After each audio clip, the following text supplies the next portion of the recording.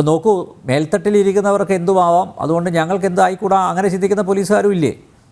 ധാരാളം പേരുണ്ട് അങ്ങനെ. കാരണം അവർക്കെതിരായിട്ടൊന്നും നടപടി വരുന്നില്ലല്ലോ. ഗവൺമെൻറ്റിലുള്ള സ്വാധീനം കൊണ്ട് അവരെ മനുഷ്യമാവങ്ങളുടെ തീർച്ചയായിട്ടും അത് ഈ ഒരു പോലീസ് ഉദ്യോഗസ്ഥന് അയാളുടെ ഒഫീഷ്യൽ ജീവിതത്തിലും സ്വകാര്യ ജീവിതത്തിലും നല്ല ഡിസിപ്ലിൻ ഉണ്ടാകണം.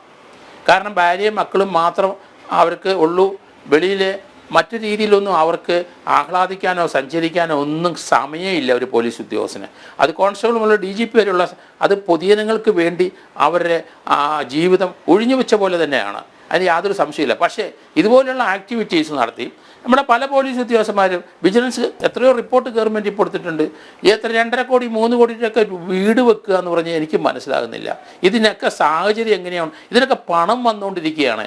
അതുകൊണ്ട് ഈ സാമ്പത്തികമായ ഇവരുടെ നേട്ടങ്ങൾ തീർച്ചയായിട്ടും അത് DGPമാരും അതുപോലെ തന്നെ മുഖ്യമന്ത്രി ഉൾപ്പെടെ ആഭ്യന്തര വകുപ്പിൻ്റെ എല്ലാ തലത്തിലിരിക്കുന്നവർ അത്ര വലിയ വീട് വെച്ചിരിക്കുന്ന കോൺസ്റ്റബിൾ മുതൽ അത് ADGP അല്ലെങ്കിൽ DGP വരെയുള്ളവരാണെങ്കിലും ശരി, അതേപ്പറ്റി അന്വേഷണം നടത്തണം. ഇൻവേരിയബിളി അത് അന്വേഷിക്കണം.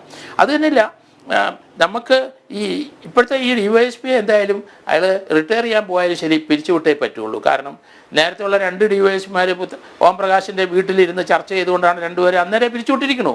അതുപോലെ തന്നെ അവരെ പോലെ തന്നെ ഓം പ്രകാശിനെ പോലെ തന്നെ ഒരു ഗുണ്ടയായ വ്യക്തിയുടെ തമ്മനം ഫൈസലിൻ്റെ വീട്ടിൽ നിന്നാണ് ഇയാളെ കാണുന്നത്. അപ്പം പിരിച്ചുവിട്ടല്ലേ പറ്റുള്ളൂ. നേരത്തെ ഇൻസിഡൻറ്റ് അങ്ങനെയല്ലേ? അതുകൊണ്ട് അതിനൊരു മനുഷ്യത്വമൊന്നും കാണിക്കാൻ പാടില്ല. ഇവർ ഈ രീതിയിൽ വളർന്ന് ഈ പോലീസിനകത്ത് ഇരുന്ന് സർവ്വ രീതിയിലുള്ള അവരുടെ അവരുടെ സർവ്വ രീതിയിലുള്ള ഗുണഗണങ്ങളും അവർ നേടിക്കഴിഞ്ഞവരാണ്.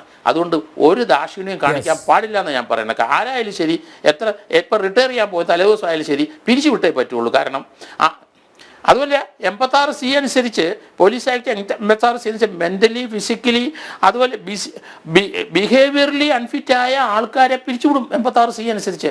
അതിന് ഗവൺമെൻറ്റിന് അധികാരമുണ്ട്. അത് തന്നെയല്ല, മുഖ്യമന്ത്രി പറഞ്ഞൊരു വാക്ക് ഞാൻ വളരെ ശ്രദ്ധയോടെ അത് കേട്ടിട്ട് 1/10/2022 കഴിഞ്ഞ 2022 അദ്ദേഹം പറഞ്ഞു, ഈ കളങ്കിതരായ പോലീസ് ഉദ്യോഗസ്ഥരെ തീർച്ചയായിട്ടും നടപടി ഉണ്ടാകും, പിരിച്ചു വിടും എന്ന് അദ്ദേഹം പറഞ്ഞിട്ടുണ്ട് 2022. അതിനുശേഷം കുറച്ച് പേരെയൊക്കെ പിരിച്ചുവിട്ടിരിക്കുന്നു. നടപടികൾ സുഖമായി പോട്ടെ. കാരണം ഇനി അതിനായിട്ട് നമ്മുടെ കൺട്രോൾ വിട്ടുപോയി. കേരളത്തിലെ സാമൂഹ്യമായി നമുക്ക് ഒരു സുരക്ഷിതത്വമില്ല. ദൈനംദിന എത്രമാത്രം ആൾക്കാരാണ് പരസ്പരം അങ്ങോട്ടും ഇങ്ങോട്ടും വെട്ടുന്നതും പിടിക്കുന്നത്. ഒരു ഭയവുമില്ല. ഗവൺമെൻറ്റിനെ ഇല്ല, ഇവിടുത്തെ പോലീസിനെ ഇല്ല. അധികാരികളെ തീർച്ചയായിട്ടും ഭയപ്പെടണമല്ലോ. ഈ ലോലെസ്നെസ് നമുക്ക് കുറയ്ക്കണ്ടേ? അത് തന്നെയല്ല, ഇപ്പം കാര്യങ്ങളെല്ലാം കൈവിട്ടു പോയി. വീടുകളിലെ നമുക്കറിയാം, ഭർത്താവ് ഭാര്യയെ കൊല്ലുന്നു, മക്കളെ കൊല്ലുന്നു. അതുപോലെ ഭാര്യ ചിലപ്പം ഭർത്താവിനെ കൊല്ലുന്നു, അപ്പനമ്മമാർ പ്രായമുള്ളവരെ മക്കൾ കൊല്ലുന്നു. എന്തൊരു ലോകമാണ് കേരളത്തിൽ. ഇന്ത്യയിലെങ്ങും ഞാൻ ഇത് കാണുന്നില്ല. വല്ലപ്പോഴും ഒരു സംഭവം ഉണ്ടാകുന്നത് ഞാൻ കാണുന്നുള്ളൂ. കേരളത്തിലുണ്ടാകുന്ന ഇത് ദൈനംദിനം ഓരോ കുടുംബങ്ങളും നശിച്ചുകൊണ്ടിരിക്കുകയാണ്. അപ്പോൾ അതുകൊണ്ട് ഗവൺമെൻറ് ഉണരണം. അതുപോലെ പോലീസ് ഉദ്യോഗസ്ഥന്മാർ അവരുടെ കടമ ചെയ്യണം. എല്ലാ കാര്യത്തിലും ഇടപെടണം അവർ.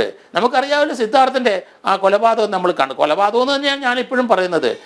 പൂക്കോട് വെറ്ററിനറി കോളേജിൽ ഇതൊക്കെ കൺട്രോൾ വിട്ടുപോയ കാര്യങ്ങൾ. അത് തിരിച്ചു പിടിക്കണമെങ്കിൽ വലിയ ബുദ്ധിമുട്ടാണ്. അതുകൊണ്ട് സർക്കാർ പോലീസ് ഉദ്യോഗസ്ഥന്മാർക്ക് നല്ലവരായ പോലീസ് ഉദ്യോഗസ്ഥർ നല്ല പിന്തുണ കൊടുത്തിട്ട് വേണം നമുക്ക് ഓരോ കാര്യത്തിലും പോലീസ് നമ്മൾ വിളിക്കുമ്പോൾ അവിടുന്ന് ഒഴിഞ്ഞു മാറുന്നത്. അങ്ങനല്ല പോലീസിൻ്റെ ജോലി. പോലീസ് ഓലോസ്നെസ്സോ എന്ത് പ്രശ്നം ഉണ്ടെങ്കിലും ശരി അങ്ങോട്ട് പോകണം. ആരും വിളിക്കണ്ട, അറിഞ്ഞാൽ ഇൻഫർമേഷൻ കിട്ടിയാൽ മതി. ആ ഒരു നിലവാരത്തിൽ പണ്ട് അങ്ങനെയായിരുന്നു. ആ നിലവാരത്തേക്ക് വീണ്ടും നമ്മൾ പോലീസ് ഉദ്യോഗസ്ഥർ പോകണം. എല്ലാ കാര്യത്തിലും അവർ ഇടപെടണം. ആരോപണമൊക്കെ വരും, അതവിടെ കിടക്കട്ടെ. എന്ത് പ്രശ്നം ഉണ്ടെങ്കിലും ശരി അറിഞ്ഞാൽ ഉടനെ അവിടെ പോകണം. മിന്നൽ വേഗത്തിൽ പോയി ആ പ്രശ്നത്തിൽ ഇടപെടണം. ഇല്ലെങ്കിൽ അവിടെ ഒരു കൊലപാതകം ഉണ്ടാവും, ഒരു അടിപിടി ഉണ്ട്. എത്ര അടിപിടിയാണ് ഒരു ദിവസം? ഒരു 100-300 അടിപിടി ഞാൻ ഒരു ദിവസം പല ചാനലിൽ കൂടെ കാണുകയാണ്. എന്തെല്ലാം പ്രശ്നം. റോഡിലെ കുട്ടികൾ ഉൾപ്പെടെയുള്ളവരാണ്.